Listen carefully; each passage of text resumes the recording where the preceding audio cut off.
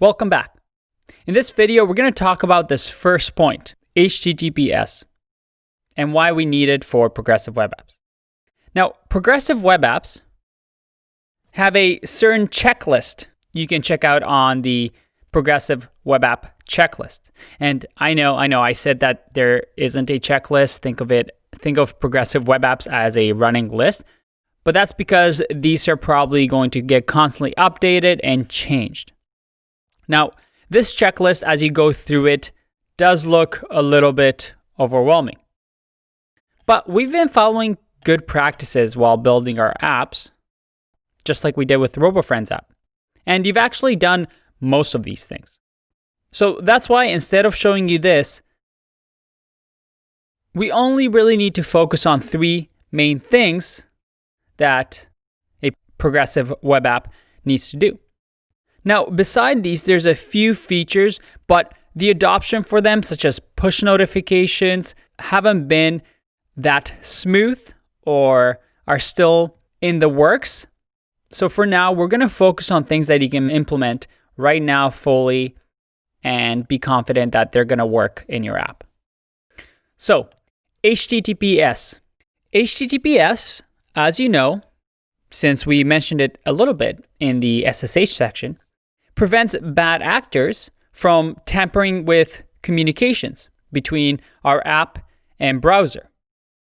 So that if we're sending, let's say, a username and password to our server, we can encrypt it so that that message that includes our password travels to the server in an encrypted fashion, so that if Bob, the evil third-party hacker, is trying to intercept the messages and read them, even if he intercepts the message, he won't understand it because it's encrypted. And again, this is something that we talked about in my previous course.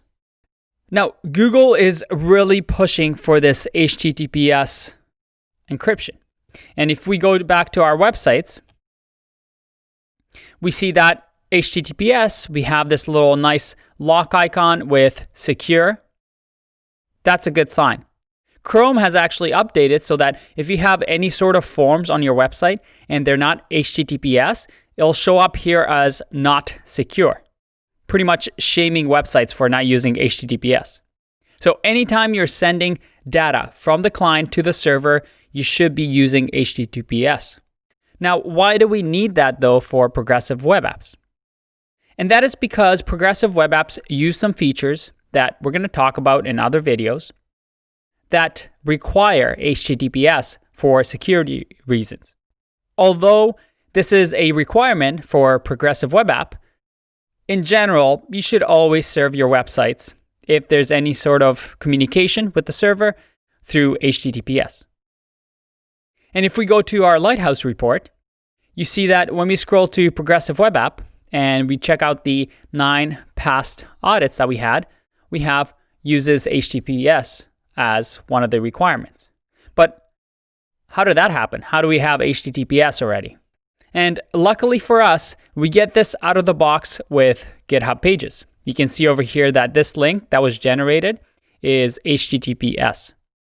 So anytime you put a website on GitHub Pages, we automatically get this encryption, which is fantastic. But not all websites can be hosted on GitHub Pages. You probably want to have your own server, your own domain name. Well, the easiest way to get HTTPS is probably through Let's Encrypt. Let's Encrypt is a free, and it says over here, it's a free, automated, and open certificate authority. And they're fantastic to use. And a certificate authority is just this authority that says, I'll give you a certificate to certify that, yes, you are indeed whoever you say you are, whatever your domain name is. And Let's Encrypt gives you free certificates that is really, really easy to set up. And they have great documentation for you to use. I highly recommend them. You also have something like Cloudflare. And Cloudflare is a CDN, or a content delivery network, which we're going to talk about in later sections. But for now, you can think of them as a server that you can put your files on. And just like GitHub Pages that hosts your files on their servers, Cloudflare hosts your site on their pages. And automatically through them, you get HTTPS. And if you go to their pricing, they're actually very, very generous, and there's a free plan for personal blog posts and any simple websites that you have. Again, I highly recommend them, and they actually do improve your performance of the website as well. Again, something that we'll get into in the performance part 3 section.